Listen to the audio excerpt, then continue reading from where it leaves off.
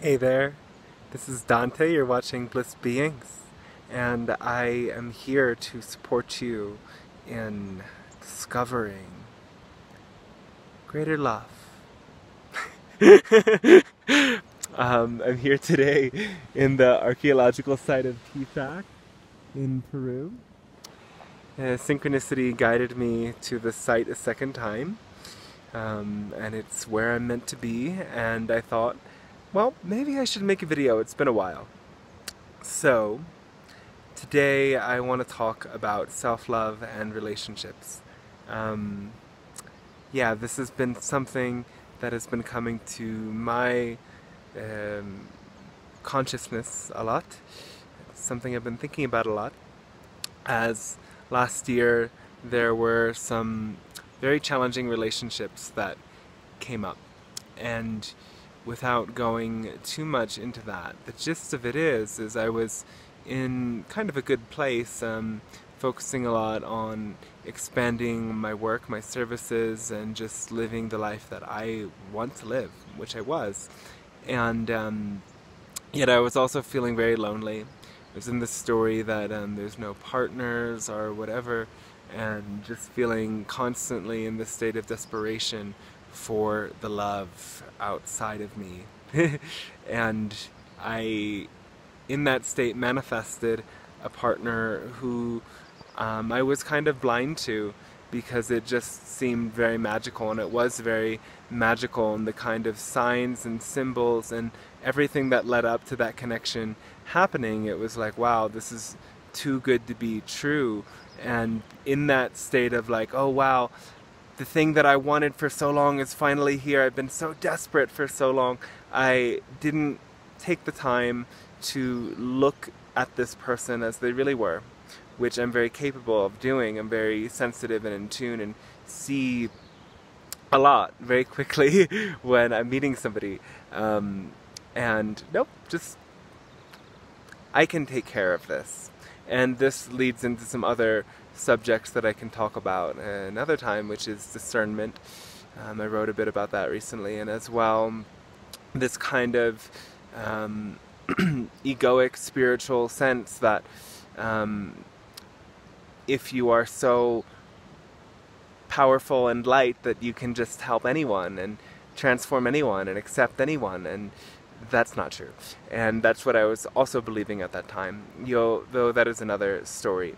The story today is self-love and relationships. So the mistakes that I made were really in not seeing these really big differences in what is truly our passion. Like, what is my passion? What is your passion?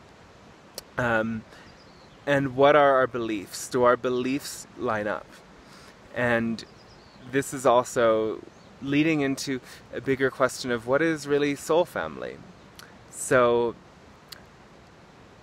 I'm now finding for me that everyone is of course soul family in a bigger level because we're all one. Though our soul groups, what really determines what makes those work and shine and flourish is a shared passion and a shared priority, or a shared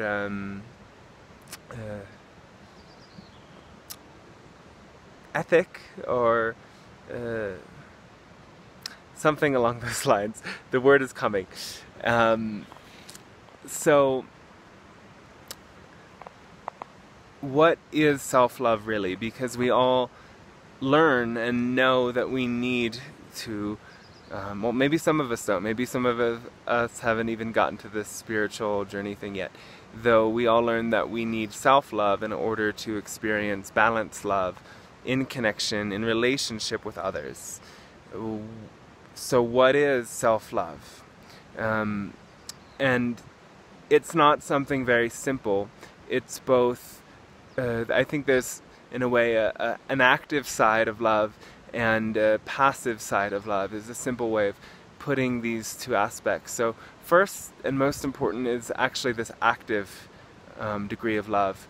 You can sit around and meditate on self-love and affirm yourself into love all you want 24 hours a day, it's not going to work.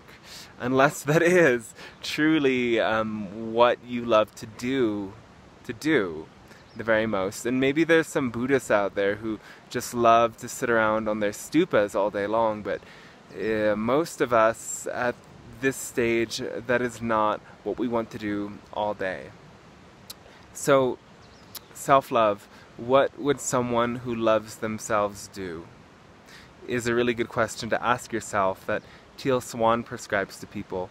Even better is what Bashar says, is follow your highest excitement to the best of your ability with no insistence on a particular outcome, and you will expand and raise your frequency the best you possibly can.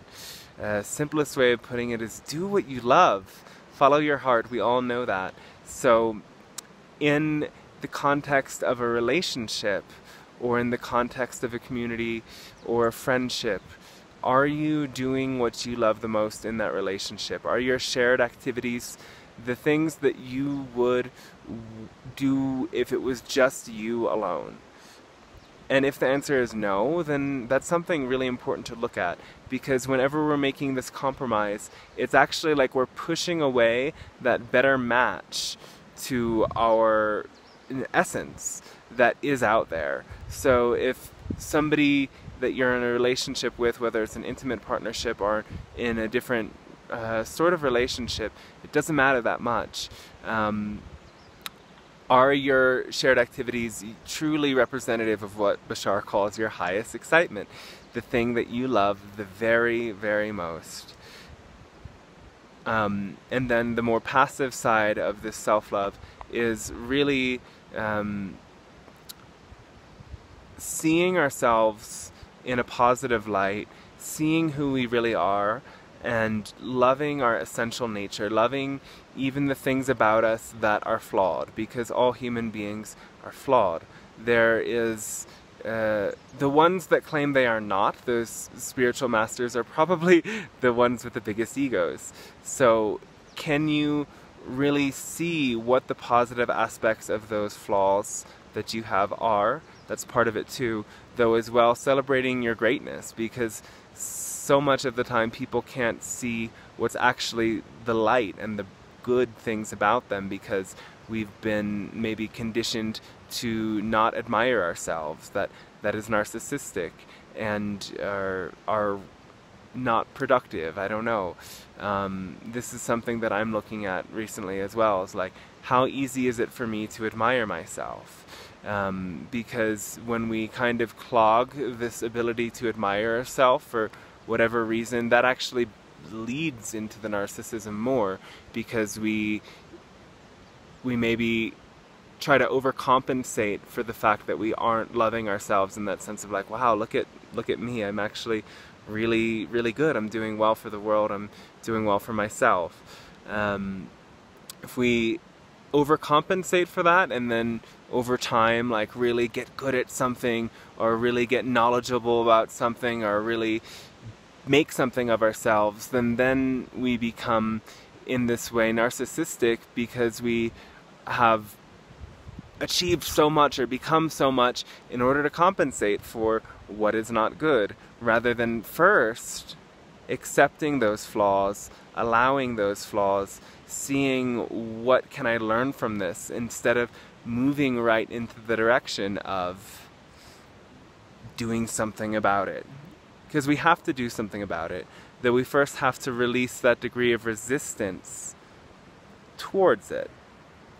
And when we release that degree of resistance towards it, and we start to do what we love, do the things that build us up, that make us feel good about ourselves, that make us feel accomplished, that make us feel like we're really going in the direction that we prefer, then when we open up to that,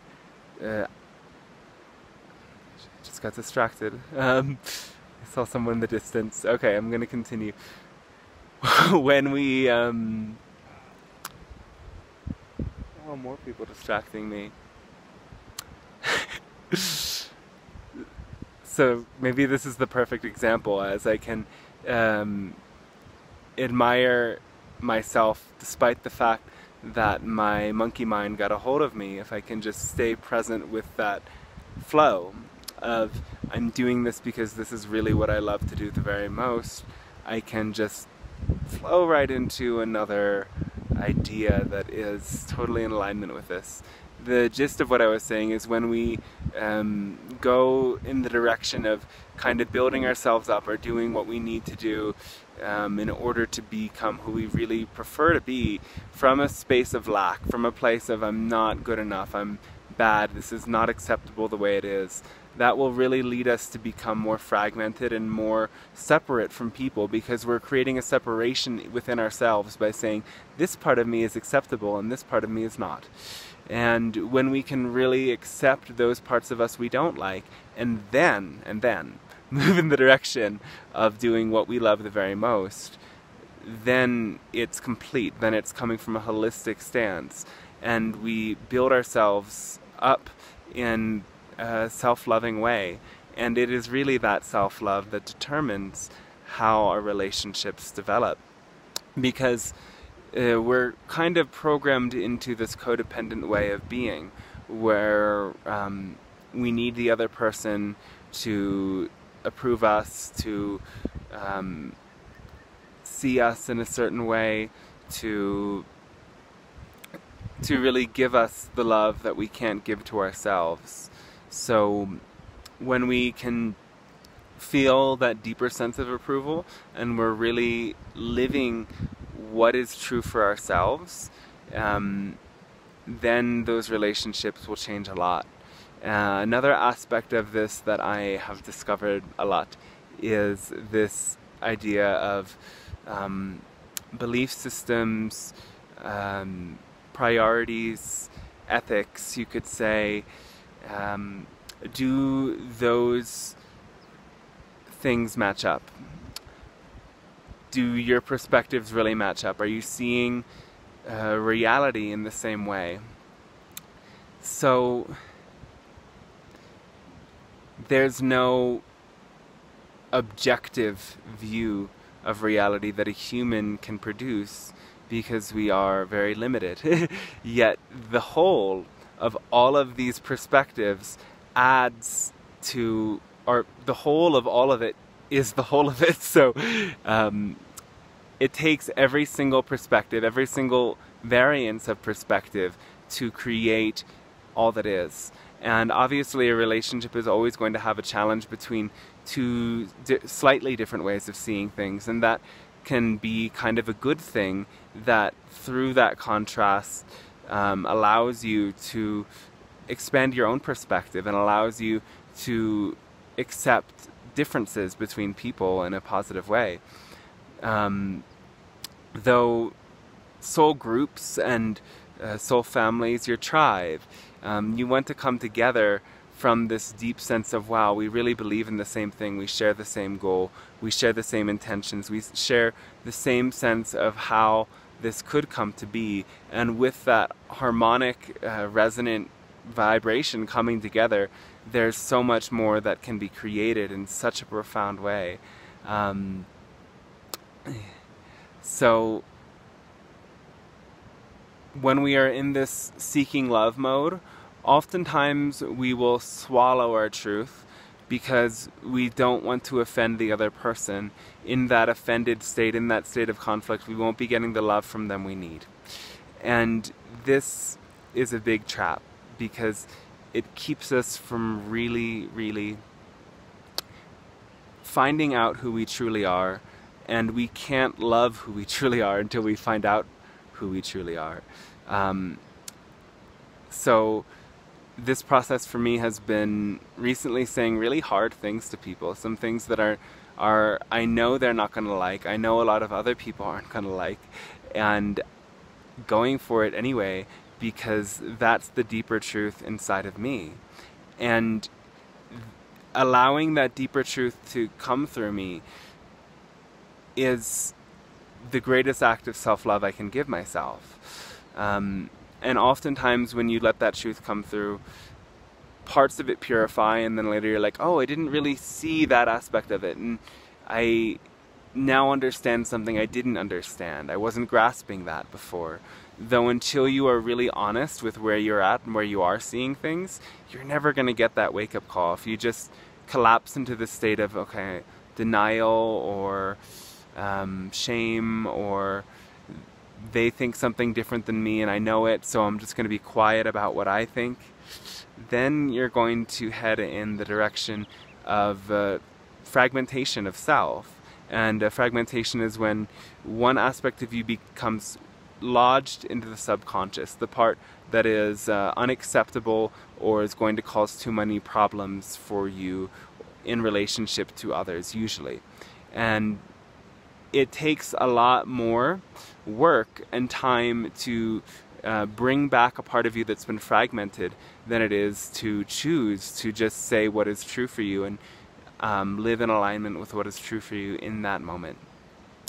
And that's not always so easy. And when it brings up conflict, that's really when the biggest challenges and lessons are learned. Can we stay true to having peace within ourselves, even in the case of conflict outside? And one lesson that I've been learning really is that, you know, peace outside is not worth inner conflict. And by not saying what was really true for me in moments in the past, I created a conflict in myself that lasted for quite a while in order to keep the outer peace with other people that I believed I needed in my life for some reason. And it's very naive, very immature to think that another person can do for you the things that only you can do for yourself. Yet actually that's where most of us are at in this journey. If you look at the whole of humanity on the spiritual path, I'm sure there's plenty of people who've just plowed through lessons like this already, though, yeah. So really look at relationships and look at your relationship with yourself. Do you give yourself the permission to do what you love the very most, to say what is the most true for you, and to be who you really are? And until you're in that state, the most intimate relationships, like a partnership or the very intimate relationship of a intentional community, those things can't work until you are truly, truly true to yourself. And I see in the spiritual community a lot of the time that there are people that are really, really untrue to themselves because they've gotten this dogma of what it means to be spiritual, and that includes only what is good and positive. And this sort of a paradigm is actually, it's like a breeding ground for more fragmentation, because you see, oh, this bad emotion is just gonna cause so many problems, it means I'm not good enough, and I must get rid of it as quickly as I can. And when you have a relationship with yourself that's like that, you really just perpetuate the problem more and more, and you keep yourself so far from discovering that true self-love, that true self-acceptance, which again is an acceptance of also those shadows, those darker aspects of yourself that you may want to hide. And really throughout my journey, the times when I've been able to really share those great things that I tried to hide, that I didn't want others to see, that I was ashamed of, and I let them be spoken, I let them come out. I then found those greatest levels of self-love. It's a huge liberation, and if you haven't allowed that to happen in a more open space, I encourage you to do so. Or even just writing a post on social media can be so powerful of what is really going on in the deeper depths of me.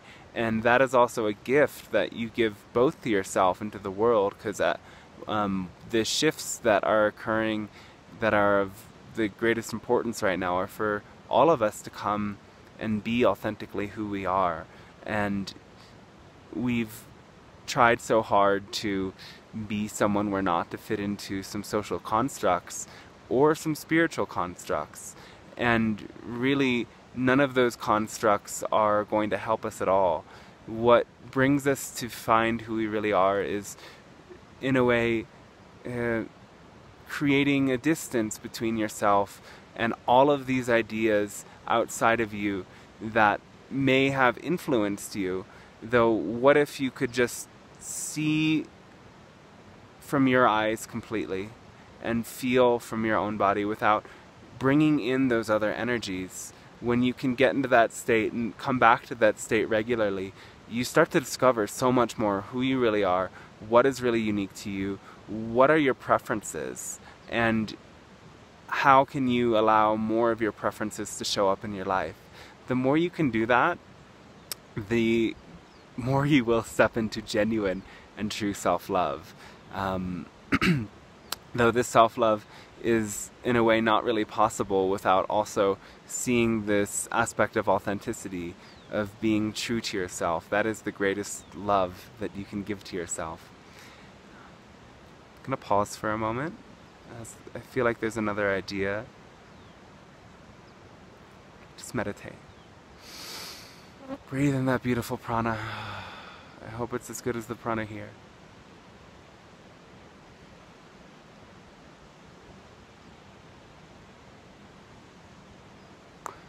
Yeah, I guess I just wanted to touch again upon this idea of the codependence. So it's both something we learn as a child, and when that love is given to us conditionally, only when we behave in the way that is good, we create the greatest degree of fragmentation. And all of those soul fragments, every kind of aspect of yourself that you have repressed, those aspects are what is true for you. That's your authentic self that you need to bring back to the surface. But in order to retrieve them, you have to go through those negative emotions or those traumatic emotions that are associated with the process of parents, teachers, society shutting down what is true for you and telling you how to behave and how to be who you are. So throughout this process and in all relationships, we always have to look at our inner child and bring them along for the ride. How's our inner child feeling? Whatever emotion we're feeling right now, when did we first feel that emotion? What am I believing about myself that is causing me to feel this way? When did I believe it? When did I learn to believe it? When did I accept it? How old was I? And when did I reinforce it? Ask ourselves these questions all the time, and you will have your inner child who is meant to just come up and live with you right in your heart, as your helper and as this aspect of yourself that allows you to become more and more close to who you really are, closer to your essence. So the codependence idea is often reinforced by the ideas that our society teaches us about love and romance. And we go from seeing like Cinderella and Snow White, this idea of the one true love, to the spiritual community breeding this idea of twin flames, that you have this other part of your soul that's missing. And is this true? Well, if you believe it strongly enough, you'll make it true. Or if you resist the idea strongly enough, you will also make it true. It's something that I have had to learn as well. And really, we have to transcend this idea that we are incomplete on our own. Every single cell, every single atom, every being in the universe is a hologram for the whole thing, and therefore every subjective perspective is in a sense the whole picture, though it's not. That's the paradox, is of course it's very limited, though if you really get in touch with yourself completely, you can go beyond to that level of a cosmic consciousness or realization of your greater nature beyond your unique and individual limited self. And through that contrast, through that back and forth between small me, big me, you discover the parts of yourself that are unique and do need to be shared in order for the big picture to be all that it really is. So this twin flame idea, if you really see that you are lacking on your own, that without another you can't be all that you are, you're putting yourself in a really tough position to expand, because it's really about the simple truth of doing what you love the very most and being who you really are, owning your truth uniquely and completely, and feeling the satisfaction that comes from that. And until that is enough, until you are accepting of your state of being with yourself and following your own joy, any relationship isn't going to make sense. If you feel the lack of love outside, it's important to first go within to discover, what do I really need? What is the most expansive thing I could do for my heart? My heart is trying to show it to me so profoundly. Are you listening? Are you picking up the phone? Are you picking up the phone being like, hey heart, what's going on? Are you ready? And the phone's really simple. It's like, boom, boom. So listen to it. Listen to that heart of yours. And when you are so super good at listening to it, it'll be so much easier and more joyful to share that love with others. So yeah. I hope you have enjoyed this video. I have enjoyed creating it. It's also given me the space to express many ideas that have been brewing through me. I wish you the best day ever.